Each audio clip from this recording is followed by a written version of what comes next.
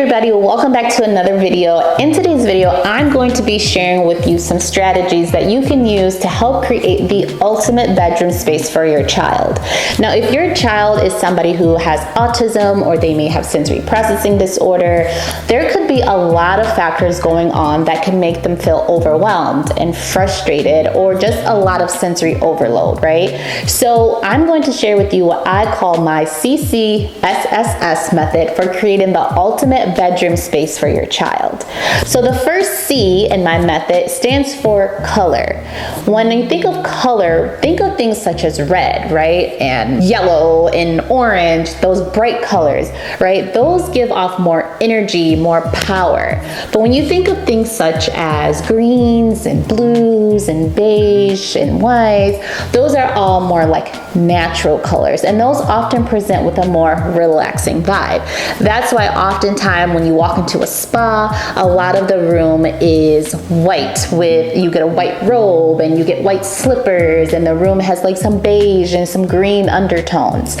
So when you are designing your child's bedroom, be mindful of the colors you're using. And if you want to create an environment that is more relaxing for them versus more energetic and wild, really think about using more of those natural, more earth tone colors for them as well. Because not only is that going to create an environment externally that is calming, but it's also going to create an internally calming environment for your child as well. The next C in my C.C.S.S.S method for creating the ultimate bedroom space for your child is clutter. Be mindful of clutter. Decluttering your child's bedroom could be the best thing that you can do. I know for me personally, if I have things that's all over the house and things are unorganized, like mentally, I cannot think. I get irritated way faster. I get overwhelmed way faster. I have brain fog. It's just a lot going on mentally because our mental space is so highly connected to our physical space as well. But I do notice for myself, once I clean up and once I organize, then I just feel so much better. Try to organize things in bins and in different departments and different categories, things that they don't usually use or they never really wear. Just put those in a box and store them somewhere else out of their bedroom.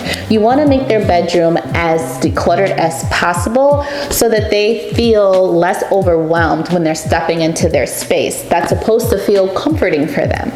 The next strategy is to be mindful of smell, which is the first S in my C.C.S.S.S method. You want to use candles or essential oil diffusers, something in their room that's going to give off a vibe of freshness and a vibe of relaxation. So think about using like lavender or vanilla, those soft smells, versus things like citrusy and cinnamon. Sometimes those can give off more alerting smells. But also think about it. Your child is not the same as every other child, just like you're not the same as every other person. So what makes you feel calm and relaxed make somebody else feel elevated. But typically smells such as lavender or vanilla are more relaxing smells. So you can try using some of those softer smelling candles, those softer smelling diffusers in their bedrooms to see if that will also help your child have the ultimate relaxed space for them. The next S in my method stands for sound. So using and being mindful of things such as white noise or sound machines or nature sounds or waterfalls or playing things in the background that is really going to help your child relax can make an ultimate difference in your child's behavior. So think about what their environment is like when they walk into their bedroom.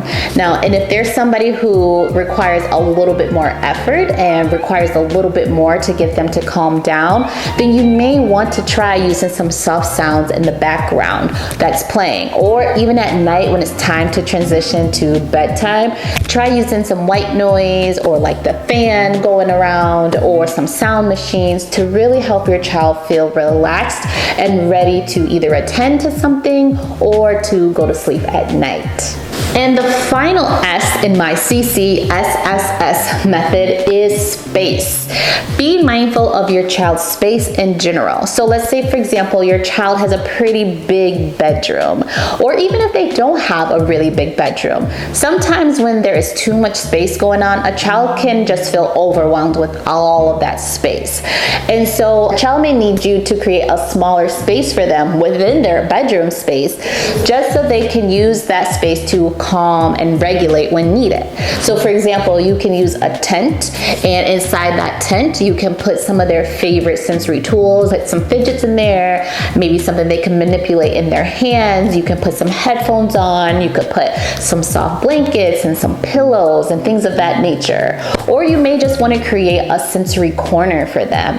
So creating a sensory corner could have some of those same things. So you can have a blanket, you can have some pillows, you can use a projector if you have one, you can use some of their favorite snacks, whatever they enjoy and whatever really helps them to regulate. So guys, just remember, when you're designing your child's space, be mindful of color, be mindful of clutter, be mindful of the smell, be mindful of sound, and be mindful of their space.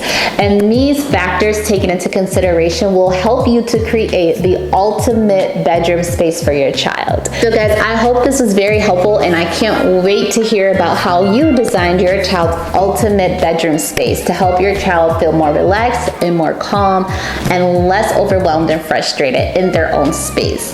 So guys, until the next one, bye.